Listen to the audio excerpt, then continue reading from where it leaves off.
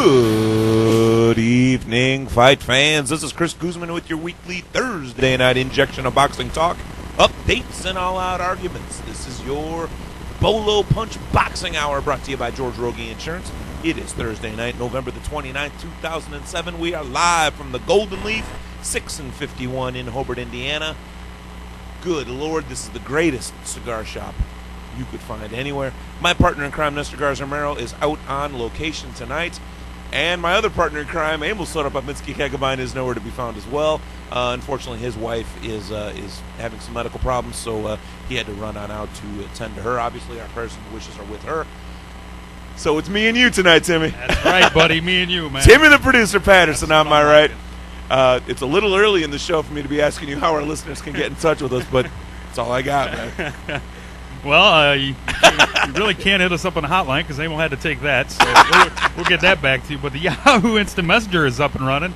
It is keyword Bolo Punch Boxing Hour via Yahoo Instant Messenger, of course. And I'll be checking the emails throughout the show. It is Bolo Punch Boxing Hour at yahoo.com. Yes. Take it away, Chris. I know. All right. I'll see you in an hour. Because you know I got a lot of stuff to go over. Did you watch any boxing this week? Yeah. All right, cool. Why don't you talk about it for about 40 minutes? Well, let's start. And then we'll take a break. Let's start out with the big announcement first. There are some big announcements. Let's start out with Pacquiao Marquez. I would have to call him Pacquiao. Pacquiao. The big story here is that, as far as Chicagoland fighters goes, is that our good buddy David Diaz, the WBC lightweight champion of the planet, was in the running. As far as I knew, was at the front of the line as far as the running goes to land the big shot against Pacquiao when Pacquiao decided to leave the super featherweights and move on up to the lightweight division. And he was gonna skip over. Well, was it being slated that because he was potentially the easiest fighter? You know, the easiest. I wouldn't say that with David Diaz here. Well, I don't even believe that. I don't even believe that. I don't know that I would believe it either. But I mean, I know from what I've read, that's kind of been the hint of it. Was the easiest trinket to go get. Well, right now there are 3 guys at lightweight to get a belt worth having. You've got Julio Diaz, just lost to Juan Diaz, the baby bull. So we've got Juan Diaz has 2 of the belts. You've got Joel Casamayor, who's got the ring belt. And we're going to be talking the hell out of that because he barely, and I don't even think he deserved the decision against Jose Armando Santa Cruz. And there's some history there with David Diaz as well. I mean, it's all connected. It's a small little world. And then you've got David Diaz, the WBC champion. So, interestingly enough, with all these Chicago lightweight champions that have been, all these Chicago lightweight fights that have been going on lately. Thank you, Rob. Appreciate that. You didn't realize there's a camera. How you doing? That's fine. It's cool. With all the Chicago lightweight fights that have been going on, David Diaz obviously being at the forefront, it was stated that he was a front runner in the Pacquiao fight if he were to move up to lightweight. It turns out that there's going to actually be the rubber match between Marquez and Pacquiao, Juan Manuel Marquez. They both have one win over the other, and he's going to be defending his WBC super featherweight champion. Against what is known as the widely renowned #1 contender, Manny Pacquiao. It's going to be at Mandalay Bay Hotel Casino on HBO pay-per-view. That will be Saturday night, March 15th. Golden Boy Promotions and Top Rank are combining here, which means Bob Arum is going to be teaming up with his former arch nemesis, Oscar De La Hoya. The weird part is, Oscar used to be promoted by Bob Arum, but then Oscar broke away and became his own promotions. So then they hated each other for 4 or 5 years. Well, now they're best buddies again. They've made up, and I'm not. Seems money heals all, Chris. Yeah, it doesn't take a whole lot. Oh, you're going to pay me. There's going to be millions of dollars involved. My best buddy. Yeah. My best buddy. So one more time, this was just announced earlier that while I was still doing the last second tweaking of tonight's show. Is that Golden Boy and Top Rank are going to team up Saturday, March 15, 2008. Juan Manuel Marquez, WBC Super Featherweight Championship of the World, up against Manny Pacquiao. Unfortunately, Pacquiao's not going to be moving up to lightweight. Will not be meeting that fight with David Diaz, and it's not going to be. Who knows where? It's not going to be in Chicago. That's what I was. That's what your real disappointment is. It doesn't have a chance really to be. I wanted David Diaz to fight Manny Pacquiao in Chicago. Oh, yeah. Who doesn't? Yeah. Who does? Well, there's a lot people of in New York don't. Yeah. People in New York don't. New York and Vegas. And people in hell want ice water. Moving on down. Well, we obviously had one hell of a fight on Friday night that we were. Well, you didn't make it. You were. This was just. No one asked me how I was doing because there was no one else freaking here. You didn't ask how But I I was some seriously Mr. Sick in bed the last week or so. I had some flu symptoms. You've had some serious problems with your health, whether it be some itchy itch or no, that's that rash because you're not supposed to be going to the strip club so late. No, that's just an allergy now. That's don't be getting. You're allergic to strippers. Yeah. No, what's been ailing you, man? What's been going on? I had ammonia, and then somehow I became. I got to jump in. Ammonia is a cleaning fluid. Whatever it is. Pneumonia is something you can actually be afflicted with. All right, pneumonia, and then somehow I became allergic to something, broke out into hives, and then the steroid that they put me on to get rid of the hives, I actually was allergic to that, so it just made it worse. So when I went back to the hospital the second time, they upped the medication, which made it worse, which means I went back a third time, and they finally changed the medication. So you were allergic to something they upped? Yes.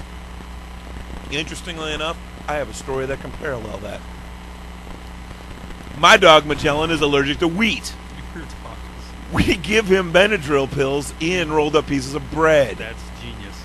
Is that any different than your situation? No. So there you go. We had Ricardo Mayorga against ferocious Fernando Vargas this weekend. I can't even talk about how excited I am because I think I'm the only person on the planet that picked Mayorga to actually win that fight, and he went ahead and did just that. So El Matador, Ricardo Mayorga, breathes a little bit of life into his career. They were talking about how this was sort of a lose-lose. Well, if Mayorga won, then Vargas was really spent and done. But if Vargas won, then he beat someone like Mayorga, which doesn't mean much. I disagreed with that from the beginning. Mayorga has two wins over Vernon Forrest, who smacked around Sugar Shane Mosley like it was no one's business. He also has a joke win over Ike Quarte that I don't think he earned, but I'm talking about Vernon Forrest when I say that. Ricardo Mayorga comes out and doesn't do the stuff that we're expecting him to do. He usually comes out with his hair dyed, swinging huge fences, swinging over the fences rather, huge wide shots, sticks his arms out and says, "Punch me." He did that with Oscar, he did that with Vernon Forrest, and he sure as hell did that with Tito Trinidad. He took Tito Trinidad left hooks the entire first round of their fight. Now it was Tito Trinidad's comeback fight, and it was most interesting how that fight ended up going because he ended up stopping Mayorga. But the first round, psychological advantage, 100% to Ricardo El Matador Mayorga. So this is a guy who smokes cigarettes and cigars while on the scale. Yeah, eating chicken legs. He eats KFC on the scale to show you that he doesn't care about how much he weighs and what the problems are with weight.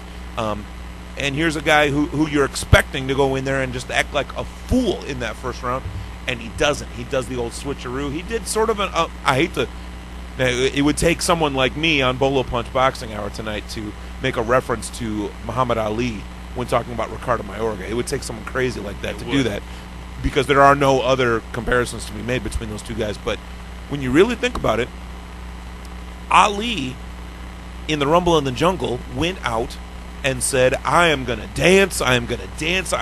George Foreman's too slow. He won't be able to hang with me. He won't be able to find me. I'm going to dance all night. He's not going to know what to do, and then I'm going to stop him." He made everyone in the world, including Angelo Dundee, his trainer, believe that he was going to go out and dance against George Foreman in Zaire. He went out there and went right at Foreman and ended up knocking him out in I believe it was the 8th round. Not even Foreman thought that he was dumb enough to just go straight at him. This is Foreman. He knocked out Ken Norton in 2 rounds. He knocked out Joe Frazier in 2 rounds. Why the hell would Ali come and come straight at me? Frazier and Norton had both beaten Ali. Sure as hell he's not going to come right at me. Well, he did, and he ended up knocking out George. Interesting that Mayorga did something very similar. With all the hype leading up to this fight, and they slapped each other a couple times at press conferences and whatnot. That was all over YouTube, whatever. That's like a normal thing, though, in boxing. Though that's not even newsworthy, though, when they smack each other. It's getting to where it's not newsworthy. And It's getting there. stupid. But Mayorga's stuff. What did you say? I said it's just stupid, anyways. You're gonna go hit the guy. What's a smack gonna do? I mean, seriously. You're gonna throw out all-out bombs, punches, and then you're gonna go up and smack a guy, and then they're gonna make that sound like the news. Well, yeah. It's more newsworthy when guys are, shaking hands and respecting each other, like Juan Diaz and Julio Diaz did when they fought. Afterwards, at the press conference, Julio Diaz came on in and he says, "All my respect to your mom and father. Yeah, I mean, God bless you for giving me this opportunity." That's the guys I want to go watch, though. Those are the guys I want to see. True, but I also want to be there for Mayorga Vargas fights too, because that's just crazy. I want to have the only video camera going so that I get hits on my website. Yeah, very true, very true. But getting back to my point, Mayorga sets this fight up like he's going to go out and he's just going to knock him out in one round. It's not exactly how that happened. He knocked him out in the first round. He knocked him down rather in the first round. He went on and systematically took him apart. Now, true, Vargas had his moments in the fight, but I never doubted that Mayorga was going to end up pulling this out. And then he knocked him down again in the 11th round, came on out and dominated the 12th round. I had him ahead by 3 rounds. The judges had it only ahead by 1 round. But bottom line, Mayorga beat Vargas at his own game, at Nasty. Yeah. And you got to love that. When Nasty meets Nasty, you expect a whole lot of Nasty. And what you got was Mayorga being scientific. You got him actually boxing. You got him worrying about winning rounds. He's never been one to even care about winning a round before. What does he care about winning 1 round? He wants to disgrace you and knock you out. It's never been his style. And he went on out there and showed that he's still got some more miles on the odometer to go, and he can still outbox an under 30 former champion in Fernando Vargas. Now, what does this mean for Mayorga, and what does this mean for Vargas? First, for Mayorga, I think he's going to. I would say it breathes some life into his win bag there. I believe he's going to be a fighter that people are going to want to fight now. I believe he's going to get a title shot out of this because he's a name who has awesome press conferences, and people show up to watch his fights. I think you wait. We're going to see him in there. Now, I don't want to see him fight Cotto because Cotto will kill him. But I want to see Mayorga in there with Antonio Margarito. That's who I want to see. It'd be a good fight. Margarito needs a name to get back up since he just got smacked around by Paul Williams. I want to see Margarito go in there against El Matador, Ricardo Mayorga. Hit me up on the Instant Messenger if you think that I'm absolutely full of it tonight. Who we got? Well, I got Pete Perry. Actually, I want to make sure this is actually noteworthy here. Pete Perry actually giving you some props. Yes! Picking the fight right. I mean, that's I want it word for word. What does he say? Hold on. I got to get back up there for that. Because it's rare that he's giving me three cheers for Chris, and he won extra points for it. So he won that in our message board. Sign up for our message board. It's on our website there. You can go on and sign up. It's Boxing Today message board, and they got Pete Perry runs a fantasy boxing pick'em, so make sure you get on that. It's always exciting. And by the way, they kicked you off for inactivity. Yeah, I'm sure. They did, because you haven't been on in a couple weeks. After the 1st of January, you're right back on because everyone starts at 0. Yeah, I know. I want everyone that is within earshot to sign on for Christmas. That's what I want from you for Christmas. I'm talking right to the damn camera right now. Go on www.bolopunchboxinghour.com. You don't need to write it down because you're obviously on there right now. If you can hear me at all, go on there. On the homepage, go on the left. There's all those tickets. Go down towards the bottom. It's not the last one, but I think it's the second to last one. Message board. Click on it. It's got a link right to Boxing Today. I think it's boxingtoday.com. It's the greatest boxing message board out there. A lot of great guys and one really, really great woman, Judy O'Brien, our good friend. We love her dearly. Go on there. You post your picks, and you get points added up. And we are right at the end of 2007, so all the points are on, and I'm right in the middle. Yeah, there's no way I can win.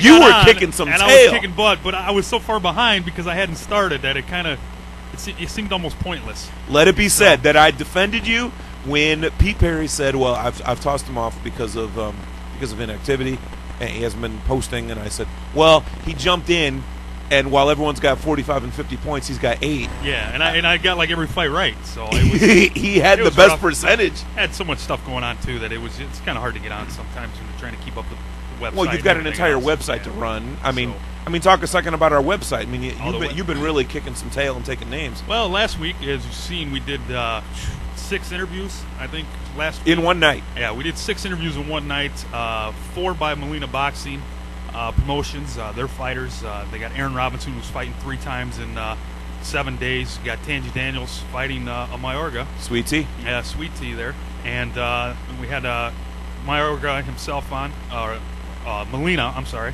Molina himself on, and we had Sean Joynes, who is the trainer of Sweet Tea Tangi Daniels. And those 4 were great interviews. We also had Fast Frezzo Kendall, which was man, he was entertaining. That's like a half-hour interview, but that's worth the time to sit down and listen to it. That's up on YouTube right now. You can also go on our interview page and check out all those. Plus, we had a guy by the name of Rashad, or is it Rashid? Rashad Holloway, and man, he was entertaining. He was really entertaining. That was probably the funnest. That interview. was fun. That was a fun interview. We're going to get him back on before his next fight.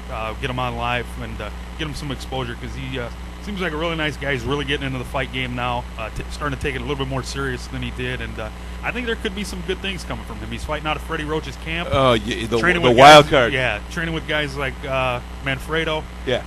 So. Well, he's a chief sparring partner right now for Peter Manfredo, who's going to be fighting up against left hook Jeff Lacey in the battle of guys who got whooped by Calzaghe. That's what I'm unofficially calling that fight. Jeff Lacey's going to be taking on Peter Manfredo Jr. And, the scrap to decide who the toughest guy is that Calzaghe ever whooped. I guess that's as far as you can go with that. I wish Mo was here for this next one because I watched this over at his fight. IBF welterweight champion Kermit Cintron suffers severe ligament damage to his right hand in his successful November 23rd title defense against Jesse Feliciano. Feliciano, they're calling Mr. Iron Jaw, who stood there and took shots from Cintron all night long. He actually won some rounds against Kermit Cintron. Cintron only has one loss. That was against Antonio Margarito. Love Kermit Cintron, IBF welterweight champion. I really wish I had Mo here because I know you didn't see this fight, unfortunately. You were sick all weekend. You didn't watch a whole lot of boxing. Cintron claims that he hurt his right hand in the very first round. But then he went on and beat Feliciano, punched him with everything but the kitchen sink through all the subsequent 10 rounds up to the 11th round before they stopped it. Most interesting to me is that when someone injures themselves in a fight, it's very rare for them to say anything other than, I heard it in the first round. Yeah, well... And I'm not taking anything from Cintron, but... No, but you can't prove when it was actually hurt. I mean, it's very hard to prove when somebody actually got hurt, so... When Ali fought Kenny Norton the first time, I'm sending all these back. I'm sending all these back to Ali times. When Ali fought Kenny Norton the first time they fought, Norton broke Ali's jaw. Ali claims that it happened in the very first round, and then he went ahead and lost a decision. Kenny Norton, when I asked him at the Hall of Fame a couple of years ago, he said, "Are we recording?" I said, "No, man. Tell me up front. Tell me what you think." He goes, "Because I don't want to say anything against Ali." And maybe I'm breaking the code here by talking about this, but he says, "There's no way in the world that I broke his jaw in the first round. Because the pain from a broken jaw, if that were to have happened in the first round, there's no way he would have gone another 14. But, I mean, there is an adrenaline rush like never before. I mean, you hear about it all the time. Old ladies picking up cars, little kids all of a sudden know how to dial a phone and, just crazy stuff. And happens. Ali was definitely superhuman. Yeah, so, I mean, it very well could happen, but, man, it just seems like a lot of pain. I mean, he said to me, Ali would have passed out. He says he's asked this question once a week. Well, I'm sure. This is like 30 years later. He's still being asked once a week. Did you break his jaw in the first round or was it later in the fight? He says, I believe it was around round 12. He said there's no way in the world he could have sustained an injury like that to the jaw and kept on for 14 more rounds. He says it's physically impossible. He would have passed out. But he didn't want to go on the record saying it. He wouldn't say it into the mic, so you got to respect that. But but it doesn't matter now because I just said it. But Pete Perry is also correcting you and said Ali said it was the second round. So I disagree. I've heard Ali say that it was in the first round. No. He might have put it in his book that it was the second, but I've heard his voice actually say that it happened in the very first round. And they actually show the footage of the punch that they believe it happened in the very first round. If I'm wrong to anyone, I wouldn't mind being wrong to Pete Perry. That's right. If I'm going to be wrong to someone, let it be Pete Perry. Don't let it be to Nestor. Don't let it be to Emil. Sure as hell don't let it be to you. But if I'm going to be wrong to someone, let it be Pete the Heat Perry. What gets me is that I'm bringing this back to Cintron now. Cintron claims that he snapped his right hand in the very first round of that fight with Jesse Feliciano.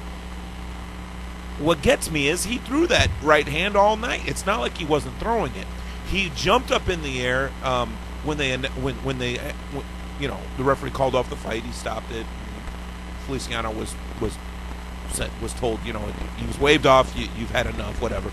Cintron's the winner. Cintron jumped in the air, jumped down on the ground, started pounding the mat, and then all of a sudden he's cringing. For the video, he's pounding the mat. And then he grabs the hand, and then he's in all this pain. And I'm like, I'll tell you right now, and I'm not kidding when I say this, I thought he won the fight, started pounding the mat, and broke his hand. Broke the hand while celebrating. I yelled it to Emil. I said, did he just break his hand while celebrating the win? Did he just blow his big chance at a giant fight with Paul Williams? Because this was supposed to be his tune-up. And Feliciano gave him much more than a tune-up. This was a very difficult tune-up for him. And so for Paul Williams to be fighting Kermit Cintron here coming up, it was supposed to be in January. Now he can't fight until March, so Williams is probably going to just go ahead and he'll fight someone else. Maybe he's going to fight Margarito again. Who knows who he's going to end up fighting. Let's get Paul Williams on in the next week or so, and we'll ask him what's going to happen now that Cintron can't fight him. They're saying that maybe they'll just move the fight up a couple of months, and it'll happen in early March. They say March 1st is when the doctors are going to be releasing him. But if you can't train until March, you can't exactly fight in March. So I don't know. We'll see what there is to see. Let's go ahead and take our first break. I've got a couple more headlines, but we're going to go straight on into the fights that already happened this week. We're going to talk all about the Mayorga fight. We're going to talk about all the fights that happened this week. Let's take our first break. It's your Bolo Punch Boxing Hour, brought to you by George Rogie Insurance, www.hssp.ccsportsjuice.com.